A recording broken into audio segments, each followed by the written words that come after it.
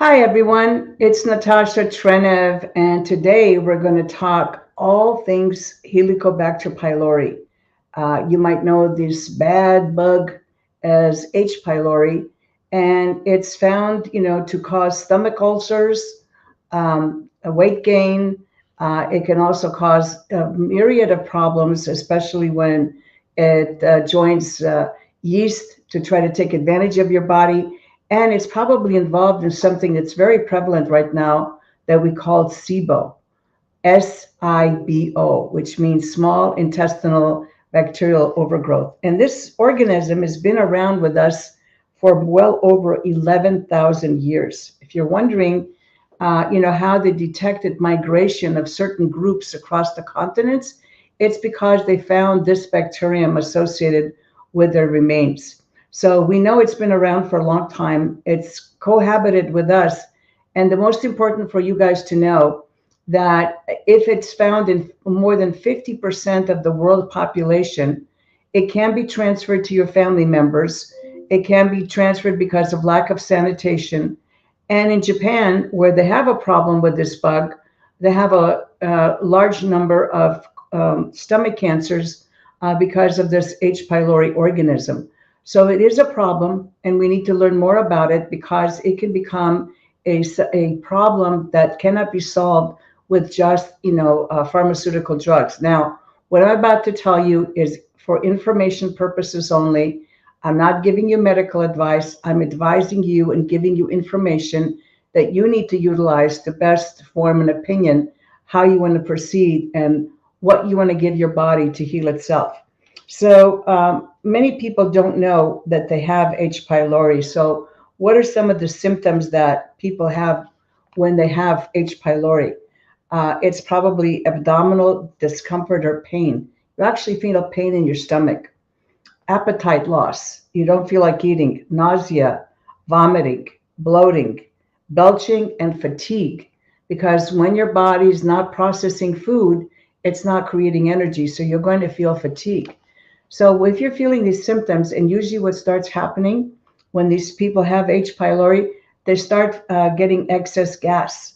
Now, I mean, not just excess gas, which is very embarrassing, but they also have excess stomach acid.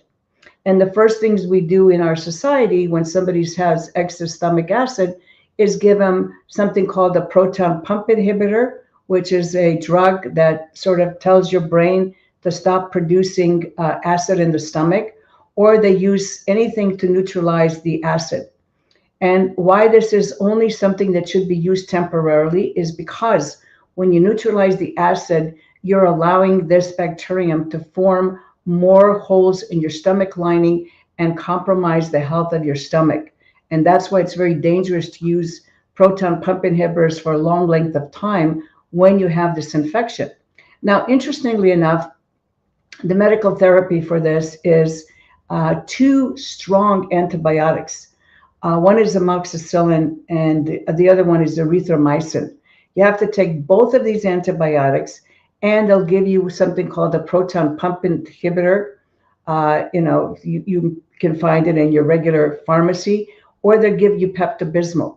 Now, they usually give this therapy to you for 7 days. And after 7 days, they have about 72% eradication.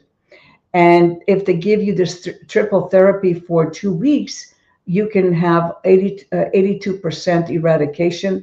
But let me tell you, there's always something in microbiology we call the survival technique. No matter how much you try to kill a bacterium, there's always going to be a 10% survival rate. So they're going to be there. So now you've had this bacterium, you think you've gotten rid of it, but what happens now? What they found in the Western culture is that if you take this triple therapy for 7 or 14 days, and the reason they stopped the 14 days, as I said, is because they were afraid of antibiotic resistance, because these bacteria will develop a resistance. So what happens? They found that when people have this triple therapy, there has been a huge weight gain in the population. This is something they can't figure out. They're saying that they're seeing this huge rate of obesity because now the eradication of the H. pylori, instead of making it small in communities and controlling it, by eradicating it. They haven't figured out why, but there seems to be a growth in weight gain. So this is one when you play with drugs and you don't know how to set up an optimal uh, microbiota organization in your GI tract or throughout your body. And what you want is an optimal balance, not just an optimal organization. You want an optimal balance. And that's why you need to have a natural approach to dealing with these bacterial overgrowths, because as good as antibiotics are at saving your life, we have found that antibiotic therapy sometimes predisposes us to a lengthy other problems that we're not aware of. And by the way, there is separate research that shows use or abuse of antibiotics on a regular basis will lead to weight gain. Because just as a side, did you know that the farmers were using antibiotics in feed not to keep their animals healthy? But the reason they decided to keep adding antibiotics to their feed is because they found their animals would gain weight and retain water. And guess what? They sell their animals for slaughter and for use by human beings based on their weight. So when you think about the correlation of using this triple therapy of antibiotics to get what they call eradicate H. pylori, which they never do, means that you're subject now to weight gain. So now that I've presented the problem to you, let's look at some of the other actors in this association. So I just want to tease you because I'm starting a whole training campaign, which you can catch every Wednesday at 1 p.m. Pacific Daylight Savings Time. And you can come to our website, which will be able to find where you can join me.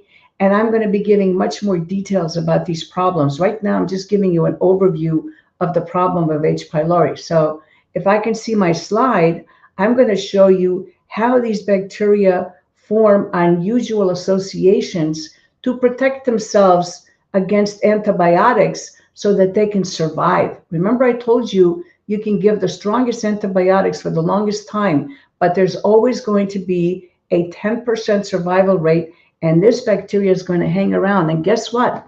H. pylori is associated not only with small intestinal bacterial overgrowth, but it's associated with stomach cancer, esophageal cancer, and possibly even some cancers in the upper small intestine, which I'm now investigating to find out what's going on. So having said that, now look at this. We all of us who have been in the health food industry know about candida. Candida is the very pathogenic yeast that everybody needs to get rid of. And believe me, in Western societies, we all have a bit of candida that's out of control because of the amount of pollution and antibiotics, which are used as pesticides in our situation, and the oral antibiotics we've been taking. So candida is pervasive in most Western societies, especially in North America. So look at this relationship. So H. pylori will get protection from candida so that it can avoid the action of the antibiotic, because guess what? Yeast are not affected by antibiotics.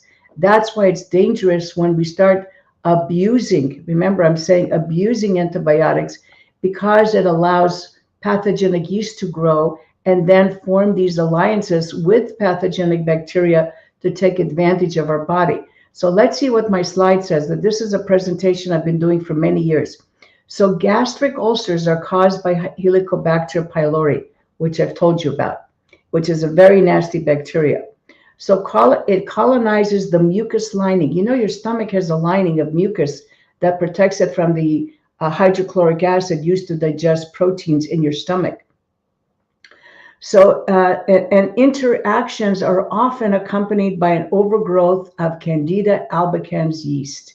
Okay, so the yeast that might be there, and you're throwing antibiotics, you're eliminating the competition, but the yeast decides it wants to form an association with the H. pylori, because now it's decided it has a partner in taking advantage of you, the host, which is quite nasty, I might add.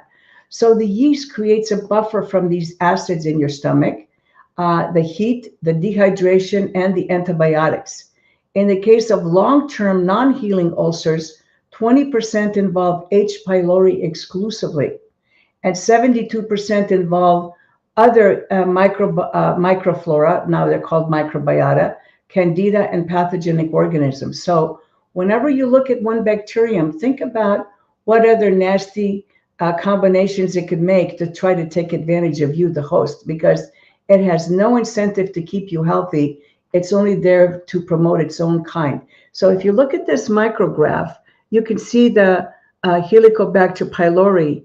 It's this long, sort of sausage-looking one with projectiles at the end, and the yeast is this little round thing that's close to the H. pylori. So now, if the yeast is now allowed to overgrow and get into your small intestine, it's going to start changing its shape, and it's going to grow long projectiles that's going to attach itself to the intestinal wall and pump poison into your body.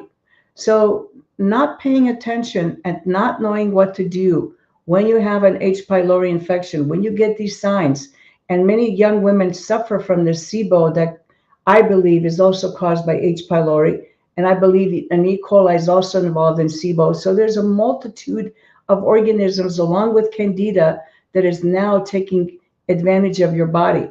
And interestingly enough, with about maybe dozens of studies of specific lactobacilli, which are probiotics, and bifidobacteria, we found that you can have 80% eradication of H. pylori without causing the fungal overgrowth. So if you are suffering from too much stomach acid, if you're suffering from gastric pain, nausea, vomiting, and you are under the care of a doctor, I would suggest that you would look at your diet and you would incorporate, good, what I call precision probiotics to aid your body to develop a normal digestive process, which is necessary when you have an overgrowth of H. pylori that can take care of those problems like nausea, bloating, belching, loss of appetite, no energy. How many of the women suffer with no energy, bad skin? Believe me, it's going to start hitting your skin, because when your body can't throw off toxins the natural way, it's going to come through your skin. So that's why a precision probiotic protocol is so important when you have H. pylori overgrowth that's in combination with the yeast and possibly other non-friendly pathogenic bacteria. So what I recommend is that you start with 1 teaspoon of the megadophyllus in unchilled filtered water 4 or 5 times a day, especially before you eat. Make sure you take this religiously. Cut the number of carbohydrates you're eating. Stop eating raw foods. Make sure your food is well cooked and natural, and that you stop eating raw vegetables and raw fruits for a while until you settle your stomach and get this microorganism under control. And I would do that for at least several weeks, maybe up to a month. Then on top of the megadophyllus that you're taking, I recommend improving the microbiome throughout your intestinal tract by taking 1 Healthy Trinity twice a day. And believe me, it is not an expensive therapy compared to what you will go through if you don't take care of this on time. Because I think what we've all missed in Western cultures, we have a lot of gurus and a lot of people telling you about gut health, but I don't know of anybody that spent 50 years in this industry, has specialized in probiotics, has specialized in gut care, and has worked with some of the top people in the field for candida and other problems, OBGYNs, internists, dermatologists. I've worked with almost every type of medicine you can imagine. And all of it is really not segregated or apart. The body is one. And since you are a hybrid of microbes and human cells, you need to be able to tell those symptoms. You need to be able how to take care of them. So let's repeat this one more time. So if you are suffering from belching, indigestion, acid reflux, if you have you're constantly tired, you're not able to function and think clearly because your stomach is now not digesting, and you could possibly even have nausea and vomiting, you have a problem in your stomach. So as soon as you can, stop eating the raw foods. Please stop going to the juice bars. I'm going to have a separate session and remind you again that those juice bars are deadly. Not because the juice is bad for you, it's the hygiene. You're probably aggravating your H. pylori overgrowth by drinking those juices in machines that don't get cleaned in 8 or 9 hours, and you have no idea what's growing in those machines once you start breaking down those fruits and vegetables within an hour. So if you have this problem, please stop drinking any raw juices, anything raw. Give yourself a month to get your body back into shape.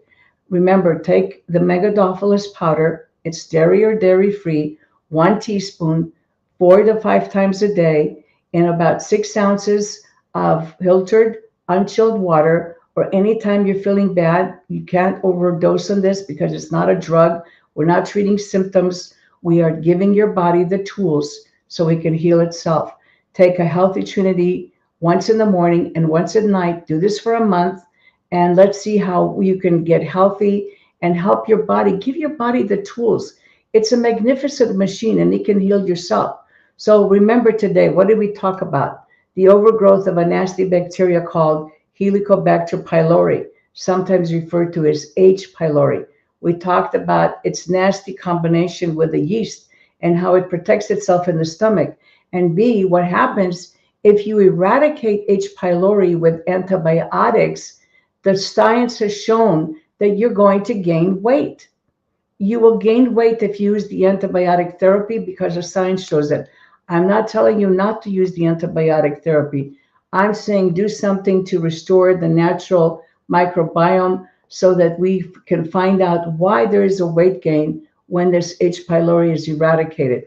And the more you learn about bacteria, and not just simple sections, oh, take this soil bacteria, take this 8 or 10 bacteria in this product, with people who have no idea what they're selling you, and they're only interested in treating a symptom. We have a huge problem in North America with a lot of these horrible problems that people really don't have a simple solution.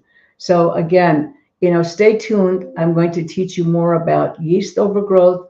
I will talk more about Helicobacter pylori. There's another nasty organism called Campylobacter pylori or jejuni. And these names you don't have to remember. I'm not going to test you. But the more you learn about what's causing the problem in your body, and I remember what I have always told you, that the source of every disease state in the body has its origin in the GI tract. And people are given very simplistic solutions to a very complex problem.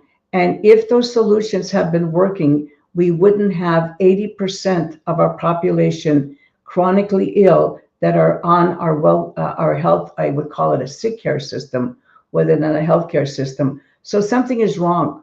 We have alternative medicine available for 80 years, and people are still not better. So we have to examine everything: the water, the soil, our stress level, the hygiene. Most people are not taught hygiene at home. Check all of those things, your hygiene at home, how to prepare food in your kitchen, how not to touch your mouth. And by the way, if you have H. pylori, your partner, your children, your husband, your relatives will all get infected. They may not show sign of infection because your immune system is okay and able to tolerate it. But everyone who lives in a household with someone who has been diagnosed with an H. pylori infection, trust me, within a matter of days or months, that person will also be infected, even if they don't show signs of it. So be proactive. That's why I'm telling you, I didn't make the rules. That's why I'm asking you to make sure that you are at all times protecting your precious microbiome, that you know what foods you eat, that you know what supplements you take, because the wrong supplement will not only not help you, may also have a problem for you in the future. So take the right precision probiotics, eat a low carb diet if you have an H. pylori overgrowth. Make sure you stop eating the raw foods for at least a month, and listen to your body. Your body will communicate with us. So if you have any questions, please, tell everybody about these lectures, because I have 50 years of experience. I want to share this experience with you. I'm developing learning management systems so that everybody can learn and apply this knowledge to make themselves happy. Excuse me. Anyway, to make everybody happy in your family. Thanks for listening. Come back next Thursday and we're going to have a very exciting, I don't know what happened, but something is caught in my throat. But we're going to have a case where we're going to show you how one woman got rid of her rosacea by taking care of her gut. It's an incredible story. I remember beauty begins within. So I got to stop because I think my throat is telling me it doesn't like me anymore. So thanks for coming. Tell your friends. Let's get the message out. It's like the old days. We need to inform people of the right information. See you next Thursday.